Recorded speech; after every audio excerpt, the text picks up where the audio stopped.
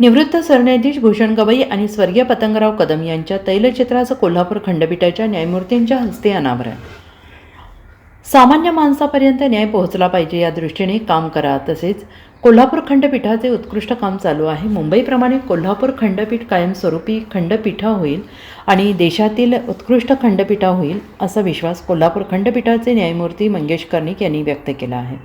सांगलीतील जिल्हा सत्र न्यायालयामध्ये स्वर्गीय पतंगराव कदम आणि निवृत्त सर्वोच्च न्यायालयाचे निवृत्त सरन्यायाधीश भूषण गवई यांची तैलचित्र लावण्यात आलेली आहेत. या सोहळ्याप्रसंगी ते बोलत होते. कोल्हापूर खंडपीठाचे न्यायमूर्ती A.B. कडेठाणकर, न्यायमूर्ती A.C. B. चपळगावकर, न्यायमूर्ती शिवकुमार दिघे, न्यायमूर्ती मकरंद कर्णिक यांच्या प्रमुख उपस्थितीमध्ये तैलचित्रांचे अनावरण पार पडले. तसेच या प्रसंगी आमदार विश्वजित कदम यांच्यासह कदम कुटुंबीय देखील उपस्थित होते. कोल्हापूर खंडपीठाची निर्मिती केल्याबद्दल भूषण गवई आणि सांगली जिल्हा न्यायालयाची इमारत उभी केल्याबद्दल पतंगराव कदम यांचा तैलचित्र सांगली जिल्हा न्यायालयामध्ये लावण्यात आलेलं आहे. किती मोठी गोष्ट आहे. गवई साहेबाबद्दल सांगायचं तर काही सांगायची गरजच नाही आहे.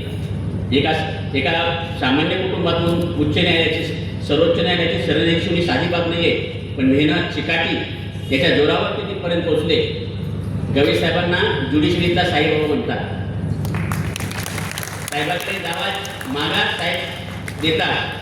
जेवढी मी तेवढी साहेब मदत करताय. तुम्हाला माहितीच आता, तुम्हाला कसली मदत केली बघताय तुम्ही. म्हणजे ही गोष्ट हे लोक आज तुमच्यासोबत प्रेरणा म्हणून आहे. मी पाहिलं की तुमचं आज काही वर्कशॉप झालं. मग नवीन वकिलांचं वर्कशॉपमधून आपण अनेक गोष्टी शिकतो.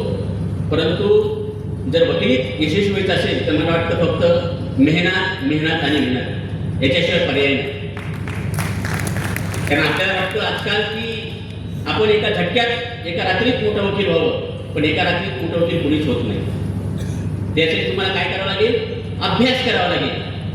आणि हा अभ्यास पुस्तकी अभ्यास करून उपयोग नाही आहे. कारण वकिलीतले महत्त्वाचे जे टप्पे आहेत त्या टप्प्यामध्ये पहिला आहे रिलेशन्स विथ द लिटिगंट्स. तुम्हाला तुमच्या पक्षकाराशी चांगले संबंध ठेवावे लागतील. कारण हा पक्षकार तुमचा खूप मोठा स्प्रेडर असतो की तो सांगतो की आमचे वकील असे. पूर्वीच्या काळीचे पक्षकार आणि वकिलांचं एक नातं असायचं. ते त्याच्या घरचे मेंबर बनायचे. आपण आजकाल मी पाहतो की पक्षकारांना आपण ATM सारखं वापरतोय. पैसे पाहिजे की पक्षकाराला फोन तेवढ्या पण नाही. तुम्हाला पक्षकाराशी संबंध चांगले ठेवावे लागतील. दुसरा मुद्दा आहे ड्राफ्टिंग. तुमची ड्राफ्टिंग चांगली पाहिजे. यासाठी तुम्हाला प्रयत्न करावे लागतील की माझी ड्राफ्टिंग कसा चांगला आहे. कारण कुठलाही जज किंवा कुठल्याही कोर्टासमोर मॅटर गेलं तर तुमची ड्राफ्टिंग कशी याच्यावर तुमचं कळतं किंवा काय केस आहे. जोपर्यंत तुमची ड्राफ्टिंग चांगली नसेल तोपर्यंत त्या जजला तुमचं मॅटर करणार नाही. त्यामुळे ड्राफ्टिंगवर तुम्हाला लक्ष द्यावं लागेल. तिसरा महत्त्वाचा मुद्दा आहे क्रॉस एक्झामिनेशन. कारण क्रॉस एक्झामिनेशन बाबत असं म्हणतात काय विचारू नये, काय विचारावं याच्यापेक्षा काय विचारू नये हे महत्त्वाचं असतं. माझ्यासमोर एक केस चालू होती. मी त्या रत्नागिरीला असताना त्या सरकारी पक्ष त्याच्यात केस अशी होती की त्याने तलवारीनं मारला आणि तो मेला. त्या सरकारी वकिलांना त्या आयविटनेसनं काही सांगितलं नाही. साहेब ते माझ्या भांडणं झाले, मारामारी झाली, मी गेला. पण वकील साहेबांना क्रॉस एक्झामिनेशन मागे पक्षकार बसलेले पक्षकाराकडे बघून गुन्हा स्थळावर तलवार जप्त केली नाही. तिथं तलवार त्याच्या अंगावर नव्हती. मग तुम्ही सांगू शकाल का म्हणजे तलवार कुठं होती? त्याने सांगितलं तलवार त्याच्या हातात होती. गेली केस. म्हणजे या साध्या गोष्टी आहेत की आपण काय हे करायला पाहिजे. आणि नंतरचा महत्त्वाचा आहे आर्ग्युमेंट. तुम्ही आर्ग्युमेंट कसं करता ह्यालाही खूप महत्त्व आहे. आता पाटील साहेबांनी सांगितलं की भाषेचा प्रश्न आहे. परंतु इंग्लिश भाषा ही काही आकाशातून पडलेली नाही. ही भाषा आहे. मुंबईतले फुटपाथवरले विक्रेते इंग्लिश बोलतात. इंग्रजी भाषा फक्त काय की तुम्हाला प्रॅक्टिस नाही.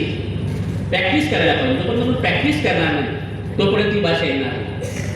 आणि वकिलीत महत्त्वाचा जो आणखीन आहे की मेहनत.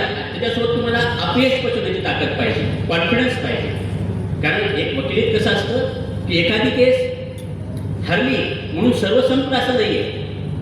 तुमच्यात उमेद पाहिजे की नाही आणखी दुसरी केस चालेल. आता माझी पहिलीच केस संपली, मी कसे त्याला पर्याय आहे. त्याच्यामुळे तुम्ही नाराज व्हायचं नाही. काही काही लोकांना जजेसवर नाराज सोयके साहेबांनी असं सांगितलं तिला नाही, तुम्हाला पुढे पर्याय आहे. त्यासाठी तुम्हाला अपयश पचवणं आणि अपयशातून पण आपल्याला चांगलं काय करता येईल यासाठी खूप महत्त्वाचं आहे. त्यासाठी हिंदीत एक चांगला शेर आहे, खूप चांगला शेर आहे. इंसान हार तब नहीं जाता जब वो गिर जाता है. इंसान हार तब नहीं जाता जब वो गिर जाता है. इंसान हार तब जाता है जब वो उठने से इनकार कर देता है. त्यामुळे तुम्हाला पुन्हा पुन्हा उठून उभं राहावं लागेल की ही केस नाही, मी आणखीन चांगलं करेन. आणि आता बघा, तुम्हाला त्यांचा हायकोर्ट आलाय, त्याच्यामुळे तुम्हाला खूप संधी आहे. या संधीचं आपण सोनं करा. आता चपळ बाबांसाठी सांगितले की जास्तीत जास्त लोक उच्च न्यायालयात कसे येतील यासाठी आपण सर्वांनी प्रयत्न करावे असं मला वाटतं. आपण बोलवलं, आमचा हृदय सत्कार केला, त्याबद्दल सर्वांचे धन्यवाद. Bureau report SBN Marathi, Sangli.